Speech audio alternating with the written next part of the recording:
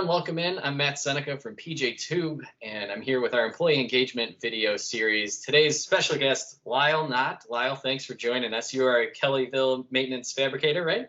Yes, sir.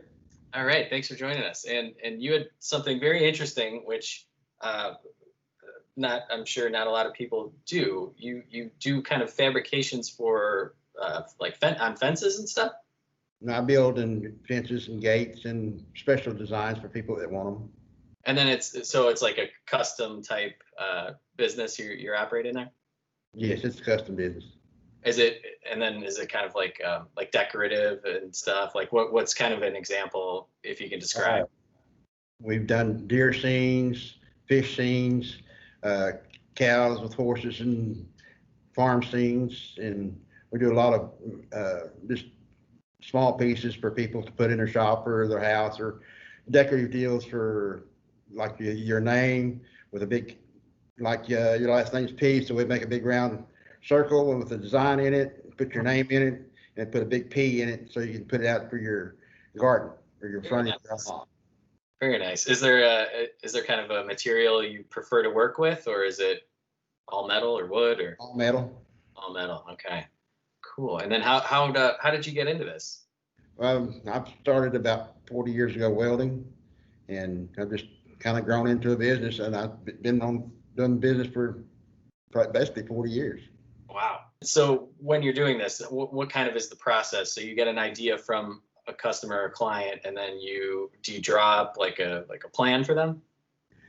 We put it all on the computer. Draw it out on the computer, let them look at it, and then if they have any time, we'll edit it and change it to what they want. And then my son and I do this together. Okay. And we work it all together. Then we cut it all out, and then we build a frame, and we install it into the frame. And then we'll build the frame on the computer and it's seen, and let them look at it and see how they like it. Oh, okay, great. And then you said it's mostly welding. Is that kind of how you go about design or fabricating it? Mm-hmm. If somebody were to kind of want to get into something like this with designing with metal like that, is there any kind of advice you can give them starting out?